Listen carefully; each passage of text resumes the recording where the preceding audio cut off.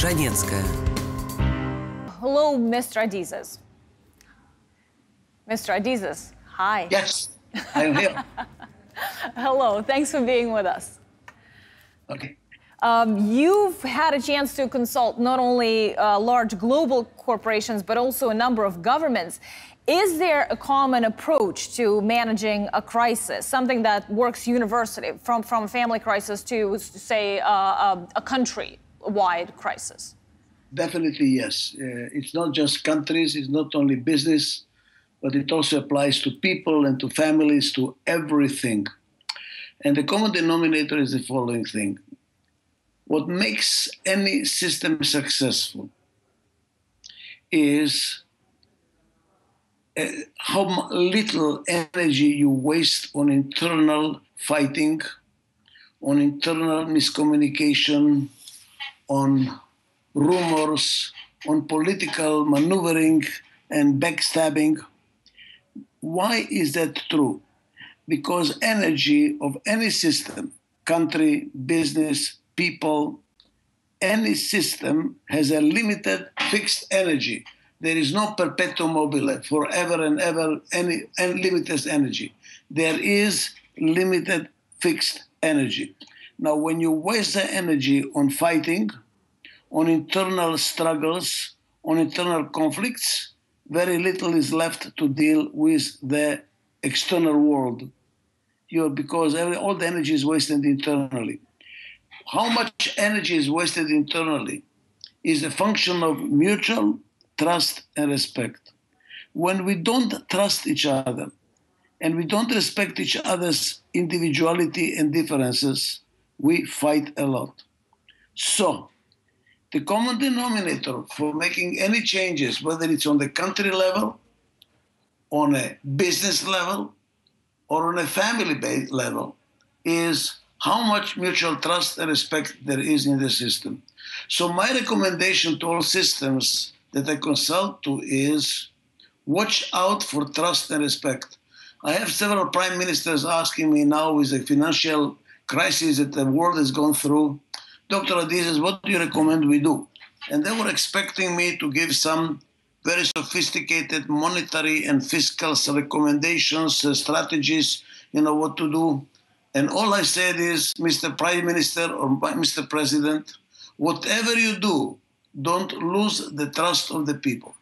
But that requires, really being very self-aware. And when you give that recommendation, you might be heard, but it's actually very difficult to execute. Life is not easy. That's true. If it was easy, all companies and all countries will be successful, and all leaders will be very good leaders. Yeah, so it really requires a leader that's, number one, strong. Well, if that's the definition of the crisis, and you just described the crisis as a situation where the energies conflict and where there's no self-respect as well as no respect for the differing opinion, would you say that Russia is currently in the epicenter of a crisis? Russia is in crisis for sure. There's no doubt about it. And by the way, not only Russia, many countries around the world are in the same crisis. Crisis. Look at Brazil. Brazil's government has lost all trust of the people. Brazil is in even deeper trouble.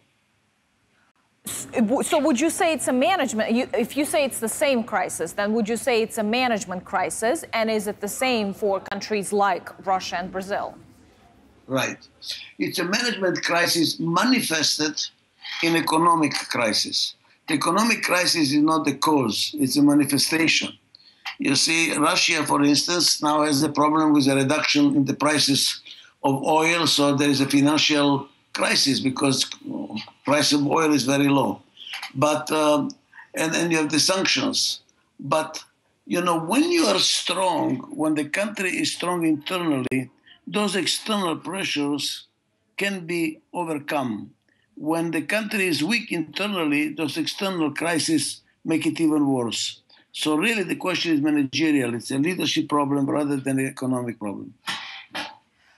Well, a little more than a year ago, you wrote an interesting article published on your site, among other places, I guess, about your experience consulting President Putin and his team. And you describe how when you convinced the president to let his subordinates speak, all hell broke loose. And I think it might even be a direct quote.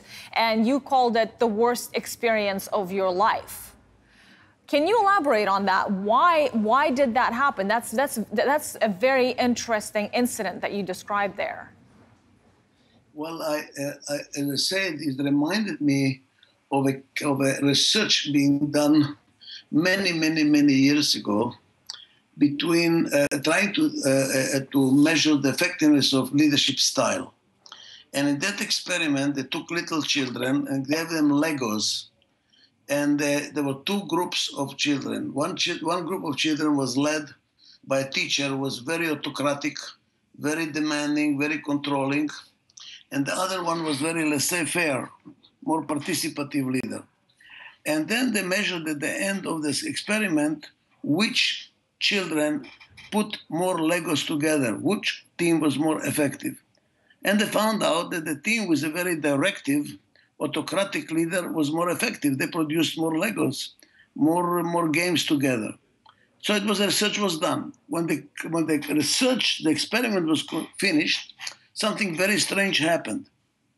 The team, the children that were putting Legos together under an autocratic leader, destroyed all the games that they put together, all the little toys that they put together. Why?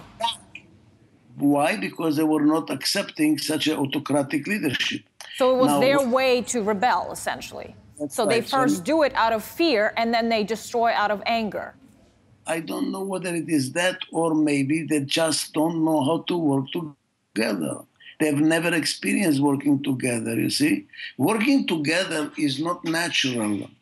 Working together requires effort, requires tools or mutual trust and respect, requires capability to listen to somebody else, to give and take, to compromise. So it's not natural. What's natural is to compete and to destroy the other party. So what happened here, I think, is my conclusion was that in Russia, we don't have the tradition of working together. And as a matter of fact, in your article, you described that President Putin then stepped in, yelled at everybody. Everybody came down and it then got quiet. And then he said, you see, people here are not used to working as a team. Democracy is not in our DNA. And that really raises a very interesting question. Would you agree that organizational and political systems are essentially built to a large extent based on the cultural models of its participants, that they bring into it the way they were raised, and perhaps their parents and their parents' parents and so on? Is it really about DNA? I mean, cultural DNA, not literal DNA. First of all, correction. It was not a meeting with Putin. This did not happen with Putin. It happened with a different Russian top executive of a very big Russian company, but I don't want to mention the name because it's not right. Okay. So it was not Putin. But your conclusions are my conclusions. Yes, I think it's not part of the Russian culture, DNA culture, of working together. It is a competitive, very competitive, and by the way, I believe very entrepreneurial society. Very entrepreneurial society. We believe that Russia is very bureaucratic. I think no, it is not part of the Russian culture to be bureaucratic. It is not. It is not. I agree. It was imposed. It was imposed by the communist system by force. So it is not natural.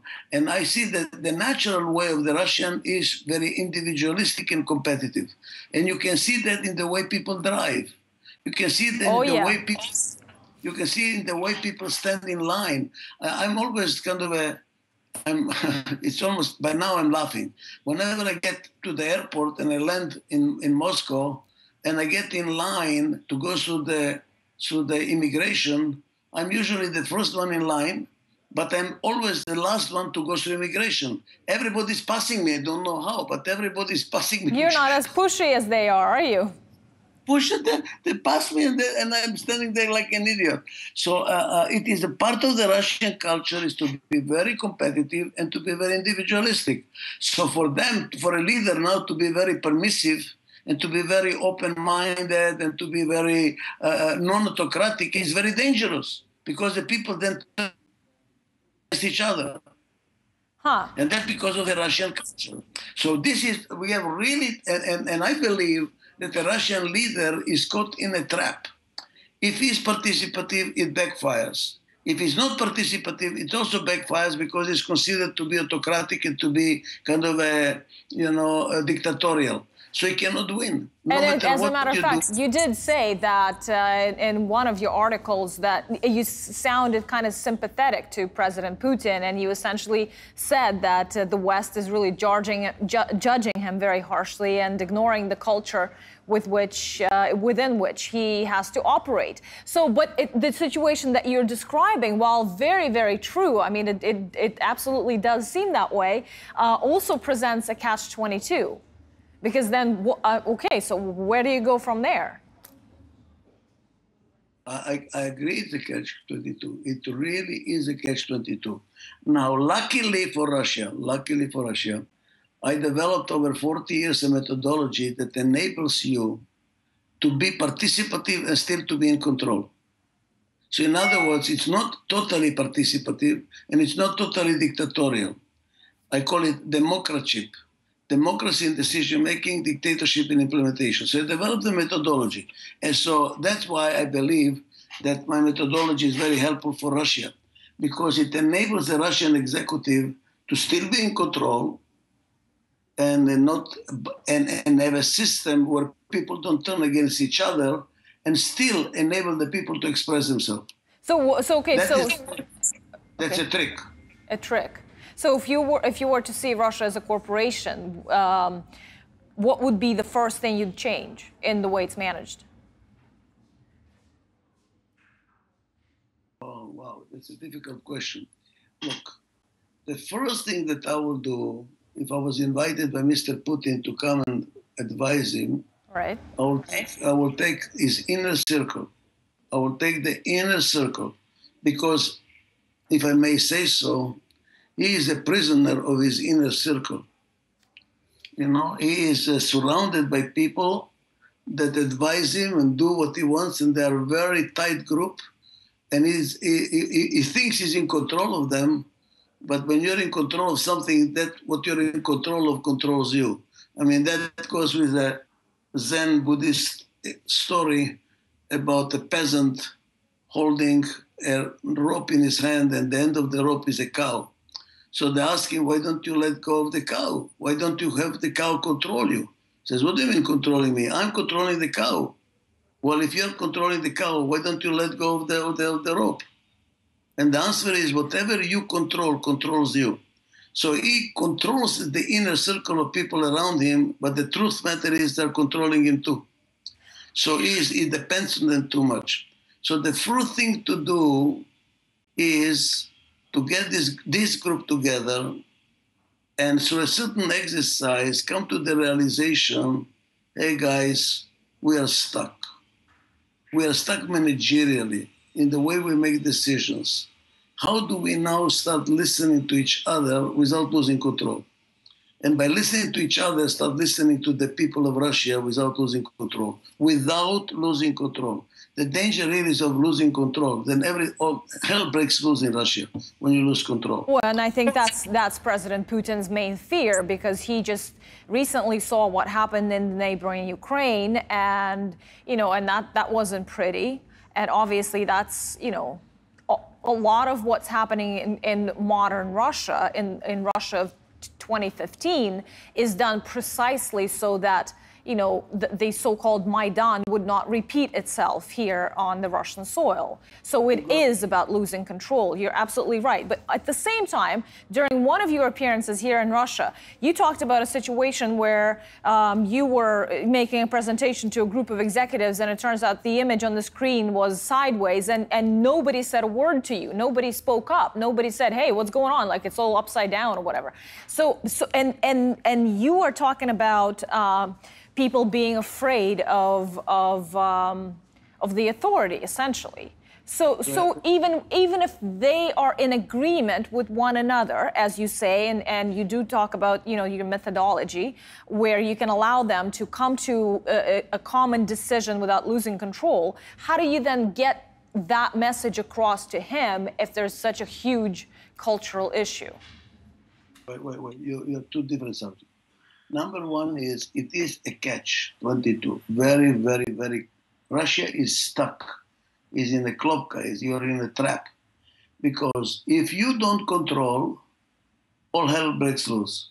But when you control, then you're wasting the minds of the Russian people, which are extremely smart and intelligent and capable. Thus, you don't have enough creativity from below. Thus, you don't have enough entrepreneurship from below. Thus, you're stuck with an industry, which is heavy industry, whether it's gas and oil, and you don't have enough of the high-tech stuff. Because you're not allowing entrepreneurship to emerge. And you're not allowing that to emerge because you are controlling everything. So now if you don't control, you lose. And if you control, you lose. You're stuck. But my solution is to change the paradigm. And here is the paradigm that I have done to many companies in Russia and proven that it can work, which is we have a very controlled discussion, open discussion, where dissension is allowed, but only in decision-making. And the boss is still listening, and at the end of it, he says, I heard you all, my decision is, whoever doesn't like it, get out of here. So basically, we have openness in decision-making in a very structured, organized way, until the boss says, I heard enough, my decision is, and no more discussion. So he's in control, but still allowing dissension and discussion to occur. So this is a system. There is a system which has to be learned. It's very Hegelian. It's a study of opposites. How do you make duality work together? And that's what Russia needs. And it can be done. We have done it to many companies. Adizes has been now working in Russian companies for the last, I don't know how many, 5, 6, 7 years. And we have enough proof that it works. Companies are successful in doing so. So it can be done. I would have taken a small group around Putin, make them realize that there can be discussion without losing control, and then spread it from there on throughout the whole government and beyond.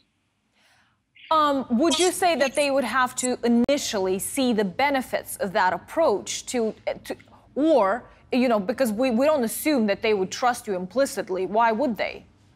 So they would have to see the benefits of this approach to their own bottom line, so to speak, if we were to treat it as a corporation, to actually go ahead and do that. And how do we get to that point? Well, here is how I do it in companies. I take the whole this group, let's assume 30 people with Putin, and I say, everybody write down on a piece of paper, which you're not allowed to show to anybody. You're not allowed to show. And when you finish writing it, I want you to tear the piece of paper down so nobody knows what you have written. So that you be honest with your piece of paper. Be honest with your piece of paper. And please write on a piece of paper the top 5 problems, in this case, Russia has. But here is how you should write the problems. First of all, it must be controllable by the people in the room. So don't write something which is like it. The problem is it's raining. The problem is not it's raining. The problem is you don't have an umbrella.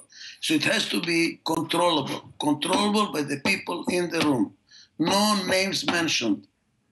Okay? Okay. Right? Okay. Top 5 problems that the country has. Everybody on a piece of paper, don't show to anybody. Don't mention any names, and just write it and then tear the page down. They write it. And here's what I do all over the world, and it always works. Ask the group, now that you've written the top 5 problems that the company or the country has, how many of these problems can any single individual, including the big boss, solve by himself? And answer in 52 countries, hundreds and thousands of companies of any size, the answer is always the same. What do you think it is? None. You got it. Now I say I set you up. How did I set you up?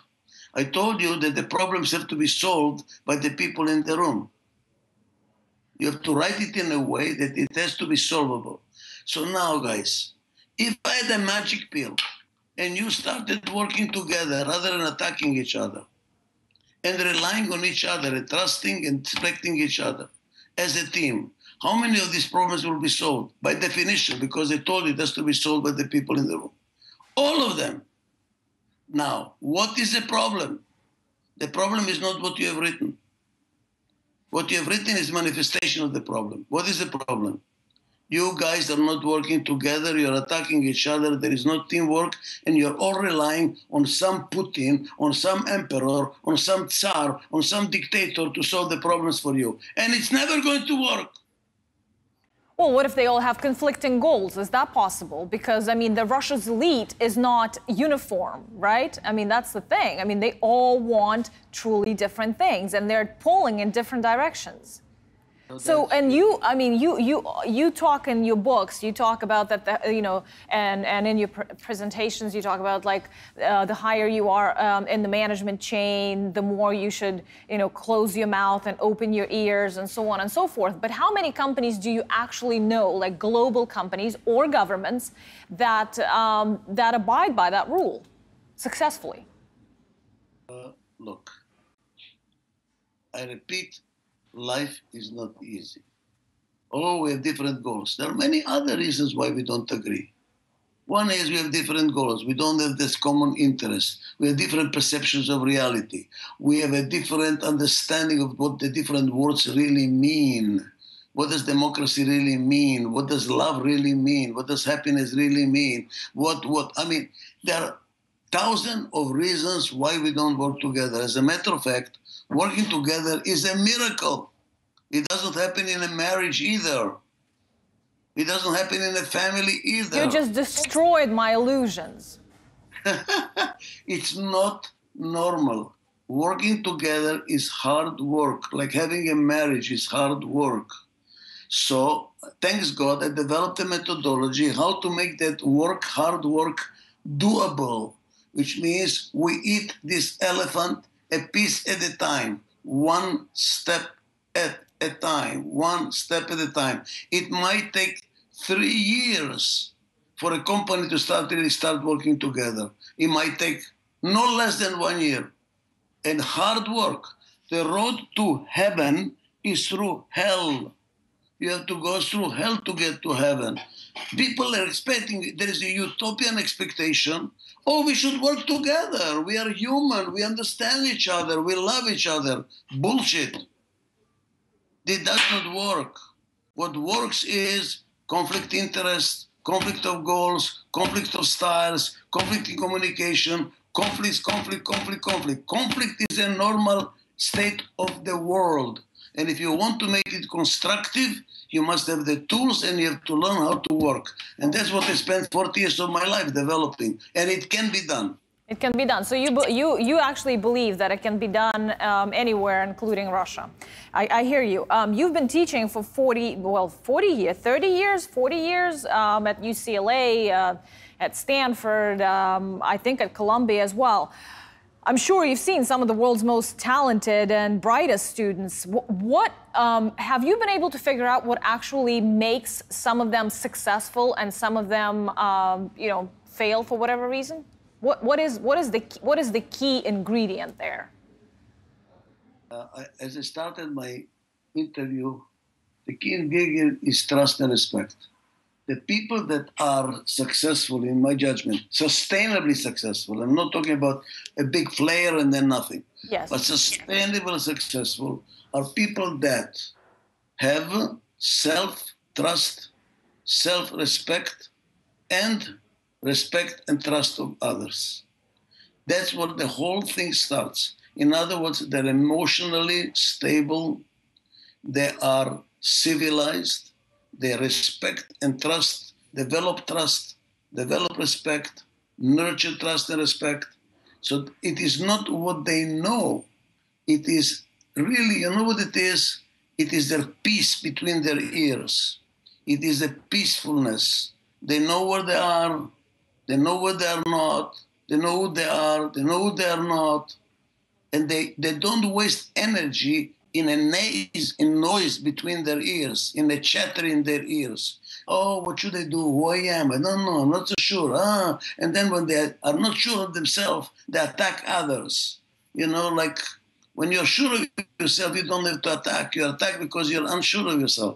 So the people that are sure of themselves and they are very peaceful between their ears and they have respect and trust for themselves, respect and trust for others, that's a success guy. It's very interesting that you say that, because the only way you can be brought up that way is, you know, I mean, obviously your environment plays a crucial role, especially in your early development. And once once you're formed a certain way, it's very hard to change. So I guess one of my last questions is going to be, and it's a bit of a stretch, but bear with me. What's the political, if communism obviously failed, socialism questionable, capitalism, you say, is failing right in front of our eyes in many ways. What is the political system that breeds these types of people that have peace in between their ears, as you say? Wow, you really are asking a very good question. I want to applaud you. You're a fantastic interviewer. Very good interview. So very, very good. Listen, let's talk about what is the right political, economic, social system, and then apply that to the individual. Okay. I believe, as you said, that communism is utopian. Communism ignored conflict, tried to eliminate conflict, and by doing that, eliminate the change, and because of that, it failed. Socialism is too soft-hearted. They don't understand that there is something called competition, and if you try to eliminate competition to be fair to everybody, then everybody is poor. Like Churchill said, capitalism is an unequal distribution of wealth, and socialism and communism is the equal distribution of poverty. So now the question is what's right? And capitalism is also no good, because we know already that the hidden hand of the market force that made capitalism work is not hidden anymore. It's the hand of the government, which is interfering more and more and more and more and more. And we are all becoming really, you might call it state capitalism. And this is it's not working very well either. And then the division of the classes, people that are very rich and people that are very poor, is becoming bigger and bigger in a capitalist society. So what is the right solution? Yeah. I will give you the bottom line, because this is a book that I need to write and I don't have to write it yet. I call it capitalism in the marketplace, socialism inside the company.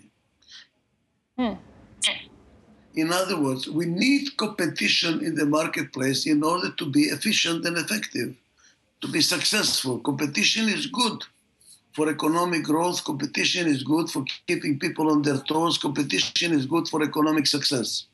But we should not bring these adversary relations that are good for the marketplace into the company. That is what is killing our society, is bringing adversary relations inside the company. Management against workers, workers against each other, management against each other. Yes. No, it's even worse. In the United States, these adversary relations are penetrating families. Families are now fighting inside. We look at the way the divorces are happening in America. It is incredible. That's exactly my point, yes. So what we need now is competition outside, socialism inside. And if you apply to a human being, what kind of a person you want? Somebody who's competitive, but it's fair. Yes. Is integrated inside. He has values. It's not competition at any price. It's not only what you do that counts, but how you do it what counts. So you want somebody who is spiritually oriented. It is called capitalism with consciousness. That is the kind of a person you want. It's interesting. President Putin recently talked about that kind of an economic system, and he called it something like capitalism with a heart. Right. Well, I really respect a lot of Putin. I know people don't respect him a lot, and there is a lot of antagonism towards him. I think the guy has the right heart, at the right thing, in the right place. He just doesn't have enough tools, unfortunately. Thank you very much. It's been a fascinating discussion. Thanks for being with us.